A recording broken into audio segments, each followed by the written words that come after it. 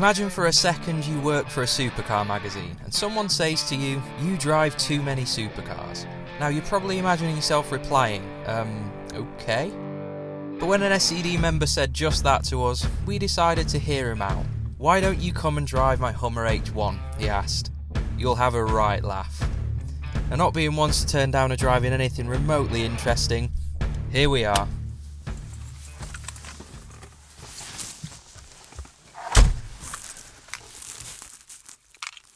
This is f***ing ridiculous.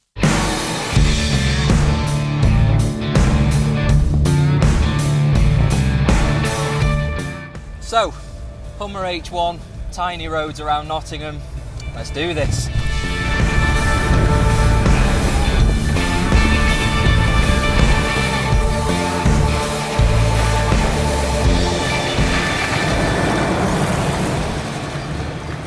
So as you probably know, the Hummer started life as the military Humvee. Then in 1992, they made it into a production car, and believe it or not, they actually made it up until 2006, when it ended with the improved Alpha model. This isn't one of those, this is a 2002 with a 6.5 litre V8 diesel. It's mated to a proper old school 4-speed gearbox, and the owner tells us it costs £180 to fill up. As you can probably hear from the way it sounds, it is basically an American truck engine. It revs to just over 3,000, so it is just all torque. But more than power figures or anything like that, let's talk size. This is 2.2 metres wide. It weighs 3.5 tonnes. That's over a foot wider and over a tonne heavier than a full-fat Range Rover. And I guess the engine is the theme for everything else. You kind of have to judge it on what it's like to drive a truck, not what it's like to drive compared to something like a Range Rover, because it is much more like a truck than a Range Rover.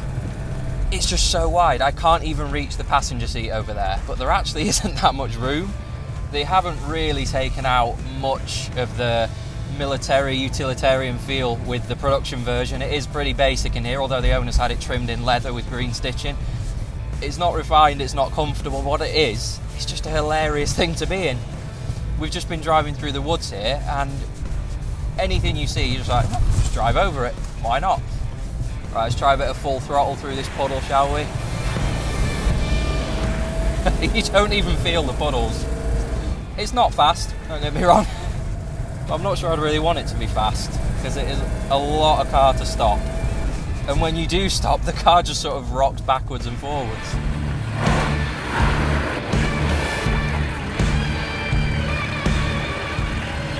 But we've just been having a right laugh going around the woods in this car.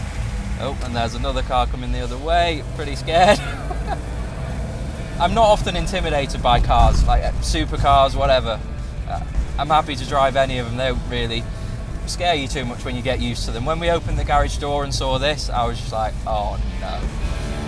You can't really see a lot out of it. But it's fun. It's not good, it's fun. When anyone sees you coming the other way, they just stop in fear. I have to say, when I first started this up and drove it out of the garage, I just thought, I just don't get it. I was kind of dreading driving it, but now I get it. I get it. If you have a garage full of cars, I can totally understand having one of these. You just get your mates in, go out through the woods, drive over whatever the hell you want. You'd have a brilliant day out. It just gets so much attention. People just look so confused when you're rolling through the countryside in one of these. It might be alright in America. You might actually have room for it in America as well, but here everyone just looks so amazed that you have the audacity to disturb the peace in the countryside in this obnoxious thing. This ain't the car for this road. Tell you what, I've got a newfound respect for truck drivers.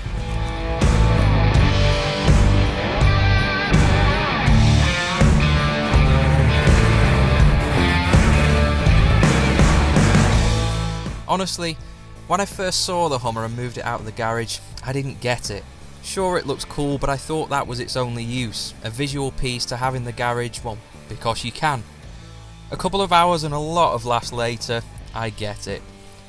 It most certainly isn't for everyone, nor is it fast or luxurious like the latest Mercedes G63s, but for doing what it does, there's nothing quite like it.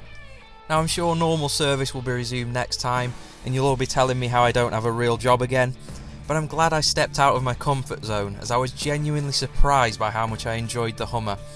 And it shows it doesn't always have to be fast to be fun. Jump in with your mates, go for a day out in the wilderness, drive over whatever you want to drive over, and trust me, you will have an absolute blast.